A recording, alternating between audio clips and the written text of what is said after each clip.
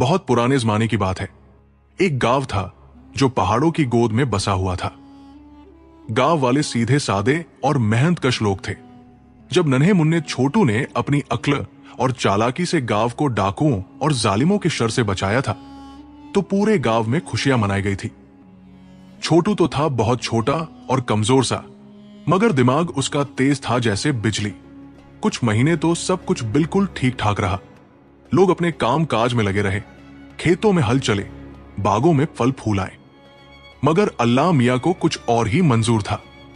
एक दिन अचानक ऐसा हुआ कि गांव पर अजाब टूट पड़ा। किसी को खबर भी न लगी कि क्या माजरा है, मगर खेतों और बागात में पानी आना यकायक से रुक गया। जो नाले बरसों से चल रहे थे वो खुश्क हो गए। कुओं में पानी की सतह गिरती चली गई। आखिर में कुएं भी सूख गए। फसलें सूखने लगी। लहलहाते खेत बिल्कुल पीले पड़ गए। आदमियों और जानवरों की हालत खराब हो गई। प्यास से सबका बुरा हाल। बच्चे रोते, बूढ़े कराहते। छोटू ने जब ये सब देखा तो उसकी तो जान ही सूख गई। रात रात भर जागता रहता, सोचता रहता कि अब क्या किया जाए, कैसे गांव वालों की मदद की जाए। उसका दिल बैठा जा रहा था ये सब देखकर। गांव के लोग सुबह शाम आसमान तकते रहते, कोई बादल तो नजर आए, कोई बारिश तो हो, मगर हाय, कुछ नहीं हुआ। पानी का नाम निशान तक नहीं। लोग परेशान, जानवर बेहाल। आखिरकार गांव के बूढ़े चौधरी महमूद खान ने एक मशवरा दिया। सुनो भाइयों, अब हमें पहाड़ की चोटी पर जो चश्मा है वहां जाना पड़ेगा। देखते हैं वहां क्या गड़बड़ है। वही चश्मा तो हमारे पूरे गांव को पानी देता है। शायद वहां जाकर पता चल जाए कि मसला क्या है। सब लोग तैयार हो गए, डंडे उठाए, लाठियां संभाली और निकल पड़े पहाड़ की तरफ। रास्ता कठिन था मगर मजबूरी थी। जब चश्मे के पास पहुंचे तो देखकर सबके मुंह खुले के खुले रह गए। मुसीबत की जड़, अरे भाई, एक इतना बड़ा पत्थर ऊपर से लड़कर आया था कि पूछो ही मत, जैसे पहाड़ ही उतर आया हो। उसने चश्मे का मुंह बिल्कुल बंद कर दिया था। पानी तो ऊपर ही रुक गया था, नीचे कैसे आता। गांव के जवान लड़के करीम, रहीम, अब्दुल्ला और शेर मोहम्मद सब ने हिम्मत की। चलो भाइयों, चढ़ते हैं ऊपर और इस पत्थर को हटाते हैं। मगर भाई, पहाड़ इतना ढलवा था और चश्मा इतनी ऊंचाई पर कि कोई ऊपर चढ़ ही नहीं सका। एक एक करके सबने कोशिश की, हाथ पैर तोड़ लिए, मगर कामयाबी नहीं मिली। हार कर सब वापस आ गए। अब तो लोगों को यकीन हो गया था कि बस अब तो खैर नहीं, तबाही आने वाली है। छोटू भी ये सब कुछ देख रहा था। उसकी समझ में आ गया था कि इस बार का मसला बहुत बड़ा है, बहुत मुश्किल है। लेकिन वो क्या कर सकता था? अभी तो वो खुद इतना छोटा था। दिन बदन हालात और खराब होते गए। खुश्क साली फैल गई। गांव वालों के पास जो थोड़ा बहुत आटा, चावल, दाल महफूज था, वो भी खत्म होने लगा। बच्चे भूख से बलबलाने लगे, बूढ़ों की हड्डियां निकल आई। इन मुश्किल हालात में छोटू खामोश बैठा नहीं रह सकता था। उसने अपने बड़े भाइयों से कहा, बड़े भाई, अकरम भाई, शकील भाई, अशफाक भाई, हम यूं ही हाथ पर हाथ धरे नहीं बैठ सकते। चलो सहरा और दूर की वादियों में चलते हैं। शायद कोई शिकार मिल जाए या खाने का कोई बंदोबस्त हो जाए। गांव वाले भूखे मर रहे हैं। भाइयों ने छोटू की बात मान ली। ठीक है छोटू, तू बेहद अक्लमंद है, चलो चलते हैं। सब अपने अपने घोड़ों पर सवार हुए और सहरा की तरफ चल पड़े। छोटू भी अपने नन्हे से गधे मीठू पर बैठकर उनके पीछे पीछे चल पड़ा। मीठू भी कमजोर था मगर वफादार था। भाई अपने घोड़ों पर सर पर दौड़ते रहे और छोटू अपने मीठू के साथ उनके पीछे पीछे। हाँ मीठू, तू भी कितना थक गया है बेचारा। वो चलते रहे यहां तक कि सहरा की गहराइयों में जा पहुंचे। लेकिन दूर दूर तक न कोई शिकार नजर आया, न पानी का निशान, न खाने का कोई इंतजाम। सिर्फ रेत और रेत। धूप की तपिश में सबका बुरा हाल। इतने में उन्हें दूर से एक बेहद बड़ा दरख्त नजर आया। उसकी शाखें दूर दूर तक फैली हुई थी और उसका साया बेहद घना था। अकरम भाई ने कहा, लो भाइयों, चलो इस दरख्त के नीचे थोड़ी देर दम मार लेते हैं। बेहद थक गए हैं। वो सब उस दरख्त की तरफ बढ़े और जाकर उसकी ठंडी छाव में बैठ गए। घोड़े और गधा भी साए में आ गए। सब थके हारे थे। हाय, कितना सफर कर लिया हमने, शकील भाई ने कहा। हाँ भाई, मगर कुछ मिला? न खाना न पानी, अशफाक बोला। इस बंजर सहरा में खाना तलाश करते करते सबका बुरा हाल था। थकन से सबकी हड्डियां टूट रही थी। छोटू भी अपने मीठू को सहला रहा था। बेचारा, तू भी कितना थक गया है। अचानक दूर से एक भेड़िया नजर आया, लेकिन यह कोई आम भेड़िया नहीं था, बल्कि एक बहुत बड़ा और खौफनाक दरिंदा था। उसकी आंखें सुर्ख थी, दांत तेज और जिस्म पहाड़ जैसा। इतना बड़ा भेड़िया उन्होंने कभी नहीं देखा था। अरे भाइयों, देखो देखो, वो क्या आ रहा है? करीम ने चीख कर कहा। भेड़िया तेजी से उनकी तरफ दौड़ा चला रहा था। उसके पांव की आवाज सहरा में गूंज रही थी। भाइयों की तो जान निकल गई। ये तो हम सबको खा जाएगा। भागो भागो। सबने फौरन फैसला किया कि दरख्त पर चढ़ जाते हैं। एक एक करके सब शाखों पर चढ़ने लगे। अकरम, शकील, अशफाक सब ऊपर चढ़ गए, लेकिन घोड़ों और मीठू को नीचे छोड़ दिया। बेचारे जानवर अब इस खूनख्वार भेड़िए के सामने अकेले थे। छोटू का दिल बैठ गया। उसका वफादार मीठू, जिसने कभी उसका साथ नहीं छोड़ा। जब उसके अब्बा जान ने यह गधा खरीद कर दिया था, उस दिन से आज तक मीठू हमेशा छोटू के साथ रहा था। गर्मी हो या सर्दी, खुशी हो या गम, मीठू हमेशा साथ था। नहीं, मैं मीठू को यूं ही नहीं छोड़ सकता, छोटू ने सोचा। भेड़िया करीब आता गया। उसकी सांसें तेज थी, मुंह से लुप टपक रहा था। उसने देखा कि सब इंसान तो दरख्त पर चढ़ गए हैं, अब नीचे सिर्फ घोड़े और एक छोटा सा गधा है। भेड़िए ने अपने दांत निकाले और गुर्राया। वो सीधा मीठू की तरफ बढ़ा, क्योंकि मीठू सबसे छोटा था और उसे खाना आसान था। भाई ऊपर से देख रहे थे। अल्लाह मियां, ये तो सबको खा जाएगा, अकरम ने कहा। खैर, जानवर है, जान तो बच गई अपनी, शकील बोला। लेकिन छोटू ऊपर दरख्त पर बैठा अपने दिल की धड़कन सुन रहा था। उसका मीठू, उसका सच्चा दोस्त। वो देख रहा था कि भेड़िया मीठू के करीब होता जा रहा है। नहीं, मैं अपने दोस्त को यूं ही नहीं मरने दूंगा, छोटू ने फैसला कर लिया। अचानक छोटू ने अपना छोटा सा खजर निकाला। यह खजर उसके अब्बा जान ने उसे दिया था। छोटा था मगर तेज था। छोटू, नहीं, पागल हो गया है क्या? अकरम भाई ने चीख कर कहा, लेकिन छोटू ने किसी की नहीं सुनी और फिर छलांग लगा दी, सीधा दरख्त से भेड़िए की पीठ पर। छोटू चीखता हुआ भेड़िए की पीठ पर जा गिरा। भेड़िया चौंका। यह क्या हुआ? छोटू ने भेड़िए के बालों को मजबूती से पकड़ लिया और अपने खजर से वार करने लगा। ले ले, मेरे मीठू को छोड़ दे। लेकिन खजर छोटा था और भेड़िया बहुत बड़ा। वार कमजोर थे और भेड़िए की मोटी खाल पर ज्यादा असर नहीं हो रहा था। भेड़िया गुस्से में आ गया। वो उछलने कूदने लगा ताकि छोटू को अपनी पीठ से गिरा दे, लेकिन छोटू ने बालों को ऐसा पकड़ा था कि छूट ही नहीं रहा था। गिर जा कहीं का, भेड़िया सोच रहा था। आखिरकार भेड़िया ने बहुत जोर से छलांग लगाई, बहुत ऊंची, और फट, छोटू की गिरफ्त छूट गई। वो जमीन पर जा गिरा। ओ, छोटू को बहुत चोट लगी। अब भेड़िए ने मीठू की तरफ देखना छोड़ दिया। अब उसका निशाना छोटू था, जमीन पर पड़ा हुआ, बेबस। आसान शिकार। भेड़िया आहिस्ता आहिस्ता छोटू की तरफ बढ़ने लगा। एक कदम, दो कदम। उसने अपने दांत निकाले, सुर्ख आंखें, खौफनाक चेहरा। बड़े भाई, बचाओ, मुझे बचाओ, छोटू ने ऊपर देखकर पुकारा। लेकिन भाई ऊपर से सिर्फ देख रहे थे। इसने अपनी मौत खुद बुलाई है, शकील ने कहा। हां, यही होता है बहादुरी दिखाने का नतीजा, अशफाक बोला। वफादार मीठू। लेकिन तब मीठू ने वो किया जो सच्चे दोस्त करते हैं। मीठू खामोशी से भेड़िए के पीछे गया और फिर उसने भेड़िए की दुम अपने दांतों में पकड़ ली और जोर से काटा। आऊं, भेड़िया दर्द से चीख उठा। इतना दर्दनाक काटा था कि भेड़िए की चीख पूरे सहरा में गूंज गई। भेड़िया गुस्से से पागल हो गया। उसने मीठू की गिरफ्त से छुटकारा पाया और अब दोनों पर हमला करने लगा। छोटू और मीठू दोनों को अब यकीन हो गया था कि बस अब तो खैर नहीं, ये दरिंदा दोनों को खा जाएगा। छोटू ने मीठू को देखा, मीठू ने छोटू को देखा। दोनों ने हिम्मत हार दी अलविदा मेरे दोस्त, छोटू ने सोचा। लेकिन अचानक एक आवाज गूंजी, ऐसी आवाज जो उन्होंने कभी नहीं सुनी थी। ये आवाज ऊपर से आ रही थी, बहुत बुलंद, जैसे आसमान फट गया हो। छोटू ने ऊपर देखा तो उसकी आंखें फटी की फटी रह गई। आसमान में एक बहुत बड़ा परिंदा मंडला रहा था, इतना बड़ा कि उसके परों का साया पूरे सहरा पर पड़ रहा था।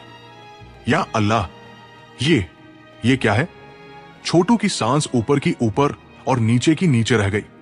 पहले तो छोटू को लगा कि अब तो मुसीबत और बढ़ गई। भेड़िया अलग, अब ये बड़ा परिंदा अलग। लेकिन फिर उसे समझ आ गया, वो अजीमुशान अनका जिसकी कहानियां बूढ़े लोग सुनाते थे।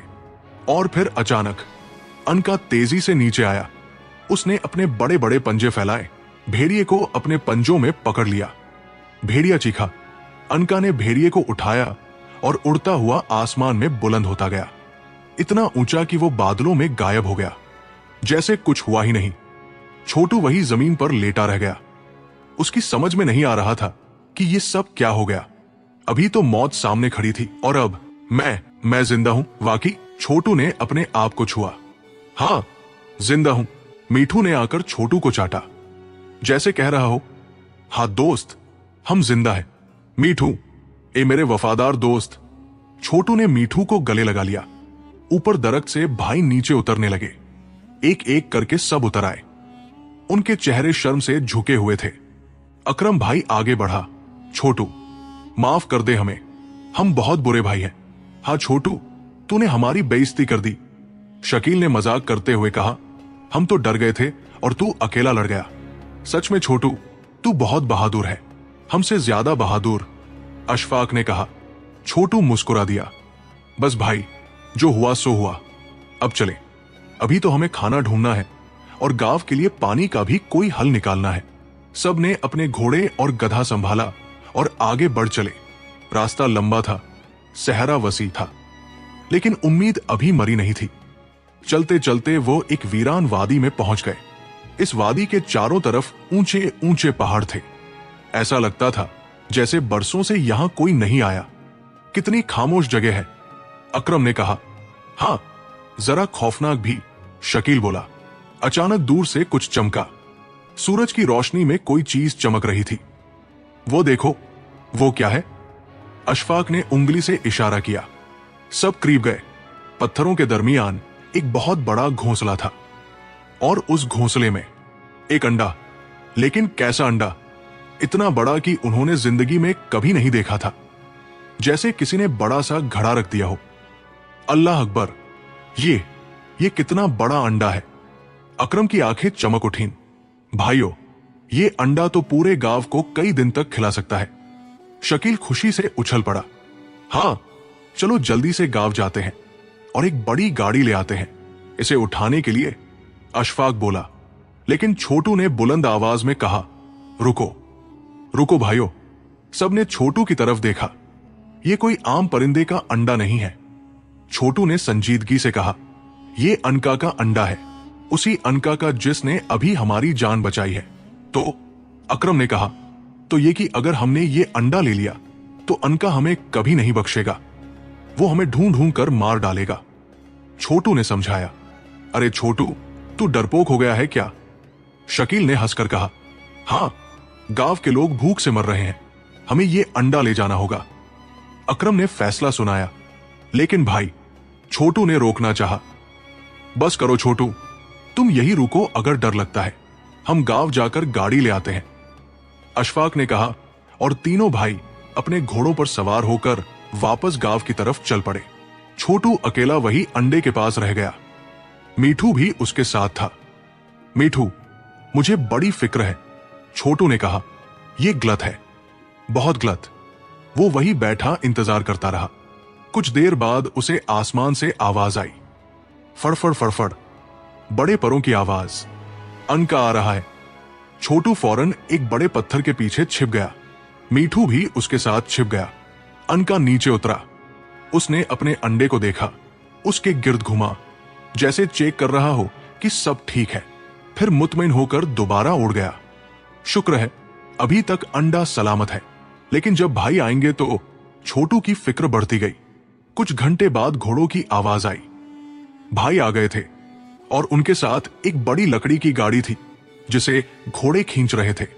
छोटू ने फिर कोशिश की, भाइयों ये अंडा मत ले जाओ, अनका गुस्से में आ जाएगा। लेकिन अकरम ने हंसकर कहा, हटो एक तरफ छोटू, डर से पेट नहीं भरता। शकील ने छोटू को धक्का देकर एक तरफ कर दिया। चुप करो, हम ये अंडा ले जाएंगे और अनका को पता भी नहीं चलेगा। लेकिन छोटू की सुनने को कोई तैयार नहीं था। तीनों भाइयों ने मिलकर वो बड़ा अंडा लड़खाया। बहुत मुश्किल से, इतना भारी था। फिर उन्होंने उसे गाड़ी पर रख दिया और घास से ढक दिया। चलो वापस गांव, अकरम ने हुक्म दिया। जब वो गांव पहुंचे तो लोगों ने शोर मचा दिया। देखो देखो क्या लाए हैं, इतना बड़ा अंडा, वाह वाह, अब तो हम दावत करेंगे। कई दिनों का खाना हो गया। लोग खुशी से झूम रहे थे। किसी ने लकड़ियां इकट्ठी की, किसी ने आग जलाई। सब तैयारी करने लगे कि इस अंडे को पकाकर खाएंगे। लेकिन छोटू दूर खड़ा था। उसकी निगाहें आसमान पर थी, फिक्रमंद, परेशान। ये ठीक नहीं है, बिल्कुल ठीक नहीं, वो बड़बड़ाया।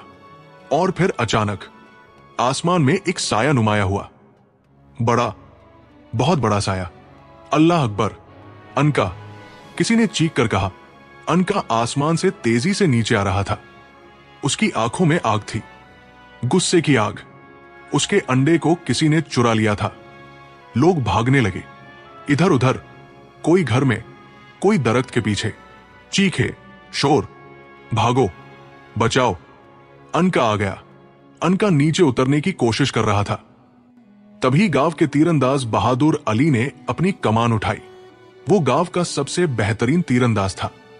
उसने तीर को कमान में रखा, निशाना बांधा और तीर हवा में कटता हुआ गया। अनका की टांग में लग गया। काओ! अनका ने दर्द से चीख मारी, ऐसी चीख कि पूरे गांव में गूंज गई। पहाड़ों से टकरा कर वापस आई। बच्चे रोने लगे, जानवर भागने लगे। अनका को पीछे हटना पड़ा। दर्द बहुत था।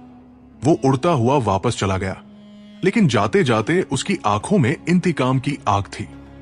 उसकी चीखें कह रही थी, मैं वापस आऊंगा, मैं बदला लूंगा। गांव वाले खुश हो गए। वाह, भगा दिया उसे, अब आएगा? नहीं आएगा। चलो अंडा पकाते हैं। लेकिन छोटू आगे बढ़ा। उसका चेहरा संजीदा था। सुनिए गांव वालों, सुनिए मेरे भाइयों, छोटू ने बुलंद आवाज में कहा। सब खामोश हो गए। मैंने पहले भी कहा था और अब फिर कह रहा हूं, अनका हमें नहीं छोड़ेगा। वो वापस आएगा और इस बार वो पूरे गांव को तबाह कर देगा। छोटू ने समझाया। तो क्या करें?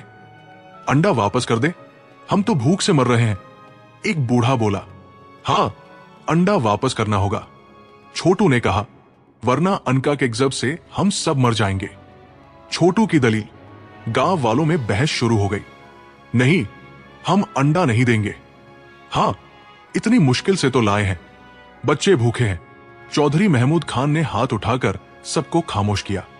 जरा सुनो तो, छोटू की बात में दम है। लेकिन चौधरी साहब, किसी ने कहा। छोटू ने फिर कहा, देखो भाइयों, इस अंडे का क्या फायदा अगर हम सब अनका के पंजों तले मर गए? खाना खाने के लिए तो जिंदा रहना भी जरूरी है ना। लोग सोचने लगे। छोटू ठीक कह रहा था। और सुनो, पानी का मसला अभी भी हल नहीं हुआ। अगर हम अनका से दुश्मनी कर ले तो वो हमारी मदद कैसे करेगा? छोटू ने अपना नुक्ता मुकम्मल किया। अनका हमारी मदद करेगा कैसे? अकरम भाई ने पूछा।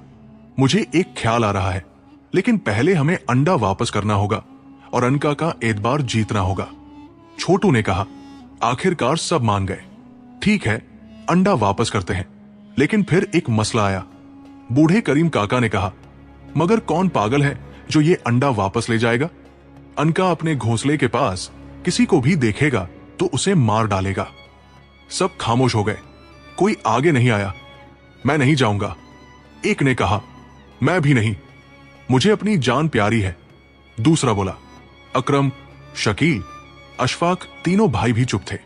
तभी छोटू आगे बढ़ा। मैं जाऊंगा, छोटू ने पुरसुकून लहजे में कहा। सबके मुंह खुल गए। छोटू, तू पागल हो गया है? अकरम भाई ने कहा, नहीं भाई, मैं ठीक हूं। तुम सबने जो गलती की है उसे मैं ठीक करूंगा, छोटू ने जवाब दिया। लेकिन छोटू, शकील की आवाज कांप रही थी, मुझे जाने दो भाई, ये मेरी जिम्मेदारी है। छोटू मुस्कुराया। कुछ मजबूत आदमियों ने मिलकर अंडे को लकड़ी की गाड़ी पर रखा।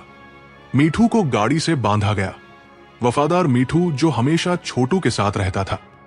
चलो मीठू, एक और मुहिम। छोटू ने मीठू को प्यार से थपथपाया।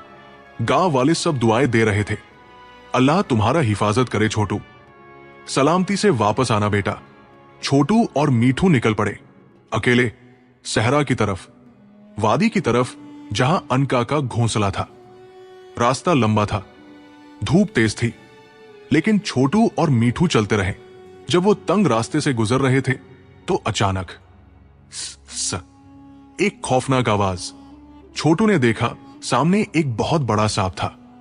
सहराई सांप, इतना मोटा कि जैसे दरख्त का तना हो, और इतना लंबा कि पूरी गाड़ी से भी बड़ा। सांप की निगाह अंडे पर पड़ी। उसकी आंखें चमक उठीं। वाह, कितना बड़ा अंडा, कितने दिन का खाना। सांप अंडे की तरफ बढ़ने लगा। रुको, छोटू ने अपना छोटा खजर निकाल लिया और सांप के सामने खड़ा हो गया। सांप ने हंसकर कहा, तू इतना छोटा सा, हट जा रास्ते से। नहीं, ये अंडा मेरी जिम्मेदारी है, मैं इसे अनका तक पहुंचाऊंगा। छोटू बहादुरी से बोला, तो मर जाएगा। सांप ने हमला कर दिया। छोटू ने बचने की कोशिश की, खजर से वार किया, लेकिन सांप बहुत बड़ा था, बहुत ताकतवर। सांप ने अपना मुंह खोला, बड़े बड़े जहरीले दांत। वो छोटू को निगलने वाला था, लेकिन उसी वक्त आसमान में एक साया। अनका गांव की तरफ जा रहा था, अपना अंडा वापस लेने के लिए। लेकिन जब उसने नीचे देखा तो हैरान रह गया। एक छोटा सा लड़का उसके अंडे की हिफाजत कर रहा था, एक खतरनाक सांप के खिलाफ, अपनी जान की परवाह नहीं। ये तो वही छोटा बच्चा है जो अपने गधे को बचाने के लिए भेड़िए से लड़ा था। अनका ने सोचा। अनका तेजी से नीचे आया। शो, उसने अपने तेज पंजे सांप की पीठ में गाड़ दिए। तुम मेरे अंडे को हाथ लगाते हो? सांप चीखा। आ। अनका ने सांप को उठाया, ऊंचा ले गया और फिर नीचे जमीन पर पटक दिया। सांप खत्म। फिर अनका अपने अंडे के पास आया। उसने छोटू की तरफ देखा, लेकिन अनका की आंखों में अब गुस्सा नहीं था, बल्कि एक नरमी थी, जैसे शुक्रिया अदा कर रहा हो। छोटू भी अनका को देखने लगा, और तब उसने देखा अनका की टांग में वो तीर अभी तक गड़ा हुआ था। खून निकल रहा था। दर्द हो रहा होगा। छोटू का दिल पसीज गया। बेचारा, छोटू ने सोचा। आहिस्ता आहिस्ता, बहुत एहतियात से छोटू अनका के करीब गया। अनका ने कुछ नहीं किया, सिर्फ देखता रहा। छोटू ने हाथ बढ़ाया और नरमी से तीर को पकड़ा। जरा तकलीफ होगी, छोटू ने कहा, और फिर तीर निकाल लिया। अनका ने थोड़ा सा दर्द महसूस किया, लेकिन फिर उसे राहत मिली। तीर निकल चुका था, दर्द कम हो गया था। अनका ने छोटू की तरफ देखा। उसकी आंखों में शुक्रिया था, मोहब्बत थी। इस छोटे से लड़के ने न सिर्फ उसका अंडा वापस किया, बल्कि उसकी तकलीफ भी दूर की। ये मेरा सच्चा दोस्त है, अनका ने दिल में सोचा। फिर अनका ने बड़ी मोहब्बत से अपना अंडा उठाया, इतनी नरमी से जैसे कोई मां अपने बच्चे को उठाती है, और उड़ता हुआ अपने घोंसले की तरफ चला गया। छोटू ने राहत की सांस ली। शुक्र है, मिशन कामयाब रहा। मीठू ने भी खुशी से छलांग लगाई, लेकिन फिर छोटू के चेहरे पर उदासी छा गई। वो पत्थर पर बैठ गया और सोचने लगा। हां, अनका तो खुश हो गया, मगर मेरे गांव वालों का क्या होगा? छोटू ने सोचा। लोग अभी भी भूखे हैं, पानी अभी भी नहीं है, चश्मा अभी भी बंद है। उसकी आंखें नम हो गई। मैंने अनका को तो बचा लिया, मगर अपने लोगों को कैसे बचाऊं? ऊपर आसमान में अनका अपने घोंसले की तरफ जा रहा था। उसने अपने अंडे को महफूज रखा और फिर उड़ता हुआ नीचे आया। उसे भूख लगी थी और वो सांप को खाने के लिए वापस आ रहा था। लेकिन जब अनका ने नीचे देखा तो उसने छोटू को उदास बैठे देखा। अनका समझदार था, उसके दिल में अपने छोटे दोस्त के लिए मोहब्बत थी। मेरा दोस्त परेशान है, शायद उसे मेरी मदद की जरूरत है। अनका नीचे उतरा, छोटू के सामने आकर खड़ा हो गया। अबकरी ख्याल। छोटू ने सर उठाया। अनका, तुम वापस आ गए? अनका ने अपनी गर्दन झुकाई और अपने पर फैला दिए, जैसे कह रहा हो, आओ मेरी पीठ पर बैठ जाओ, मैं तुम्हारी मदद करना चाहता हूं। छोटू की आंखें चमक उठीं। क्या वाकई? और फिर उसके दिमाग में एक शानदार ख्याल आया। हां, यही तो हल है। छोटू ने जल्दी से अपने थैले से एक मजबूत रस्सी निकाली। ये वही रस्सी थी जो वो हमेशा साथ रखता था। अनका भाई, जरा सब्र करो, मैं तुम्हें तकलीफ नहीं दूंगा, छोटू ने नरमी से कहा। उसने बड़ी एहतियात से रस्सी को अनका की गर्दन के गिर्द बांधा, ढीला ढीला, ताकि तकलीफ न हो। यह रस्सी रास्ता दिखाने के लिए थी। फिर छोटू अनका की पीठ पर चढ़ गया। चलो मीठू, तुम यही मेरा इंतजार करो, मैं जल्द वापस आता हूं। और फिर अनका ने पर फड़फड़ाए और उड़ गया। वाह, कितना ऊंचा! छोटू ने नीचे देखा, जमीन बहुत दूर थी। छोटू ने रस्सी से इशारा किया गांव की तरफ। अनका समझ गया। उसने अपने पर मोड़े और गांव की सिमत मुड़ गया। जब लोगों ने आसमान में अनका को देखा तो सब डर गए। भागो! अनका फिर आ गया। छिपो कहीं। लेकिन फिर किसी ने चीख कर कहा, रुको, देखो अनका की पीठ पर कौन है? वो तो छोटू है। अल्लाह अकबर! छोटू अनका की सवारी कर रहा है। सबके मुंह खुले के खुले रह गए। कल जो अनका उन्हें मारने आया था, आज उसी की पीठ पर छोटू बैठा था। अनका गांव के बीचों बीच उतरा। छोटू उसकी पीठ से कूद कर नीचे आया। गांव वालों, डरो मत, छोटू ने बुलंद आवाज में कहा। अनका अब हमारा दुश्मन नहीं, हमारा दोस्त है। लोग हैरत से देख रहे थे। अब जल्दी से अपनी सबसे मजबूत रस्सियां ले आओ और मेरे साथ चलो, छोटू ने हुक्म दिया। लोग दौड़े दौड़े गए और मोटी मोटी रस्सियां ले आए। भाइयों, अकरम भाई, शकील भाई, अशफाक भाई, सब तैयार हो जाओ, छोटू बोला। छोटू फिर अनका की पीठ पर चढ़ गया। इस बार कुछ और लोग भी रस्सियां लेकर साथ आए। अनका उड़ा सीधा पहाड़ की चोटी की तरफ, वहां जहां चश्मा था। जब वो पहुंचे तो अनका उस बड़े पत्थर के पास उतर गया जो चश्मे को रोके हुए था। छोटू ने रस्सियां उस पत्थर के गिर्द लपेटी मजबूती से। फिर रस्सियों का दूसरा सिरा पहाड़ के नीचे फेंक दिया जहां गांव वाले इंतजार कर रहे थे। भाइयों, छोटू ने ऊपर से चीख कर कहा, अब पूरी ताकत से खींचो। नीचे अकरम, शकील, अशफाक और दूसरे मजबूत आदमी रस्सियां पकड़कर खींचने लगे। सब मिलकर जोर लगा रहे थे और ऊपर अनका ने अपना मजबूत सर पत्थर पर लगाया और धक्का देना शुरू किया। पहले तो पत्थर हिला भी नहीं। और जोर, छोटू चीखा। नीचे लोगों ने पूरी ताकत लगा दी। ऊपर अनका ने जोर से धक्का दिया और फिर कड़क, पत्थर हिल गया। हो गया, छोटू खुशी से चीखा। पत्थर लड़खता हुआ एक तरफ हट गया और फिर पानी का तेज बहाव, जैसे आबशार टूट पड़ा हो। पानी पहाड़ से नीचे बहने लगा, नालों में, नहरों में, खेतों की तरफ, बागों की तरफ। खुशी का जश्न। पानी आ गया। नीचे लोग चीखने लगे, अल्लाह का शुक्र, पानी वापस आ गया। बच्चे खुशी से नाचने लगे, औरतें दुआएं देने लगी, मर्द एक दूसरे को गले लगाने लगे। सूखी जमीन पानी पी रही थी, प्यासे पौधे जिंदा हो रहे थे, जानवर पानी पी रहे थे। जब वो गांव में पहुंचा तो सब ने उसे कंधों पर उठा लिया। छोटू जिंदाबाद, हमारे हीरो जिंदाबाद। छोटू ने गांव बचा लिया। चौधरी महमूद खान आगे आए। छोटू बेटा, तुमने आज साबित कर दिया कि ताकत जिस्म में नहीं, दिमाग में होती है। तुम्हारी होशियारी, बहादुरी और मेहरबानी ने हमारा गांव बचाया। अकरम भाई ने शर्मिंदगी से कहा, छोटू माफ करना, हमने तेरी बात नहीं मानी थी। कोई बात नहीं भाई, छोटू मुस्कुराया। सबक। उस दिन छोटू ने सबको एक बड़ा सबक सिखाया। अक्ल ताकत से बड़ी है। जानवरों के साथ मेहरबानी से पेश आओ तो वो तुम्हारे दोस्त बन जाते हैं। बहादुरी यह है कि सही काम के लिए खतरा उठाओ। दोस्ती और वफादारी सबसे बड़ी दौलत है।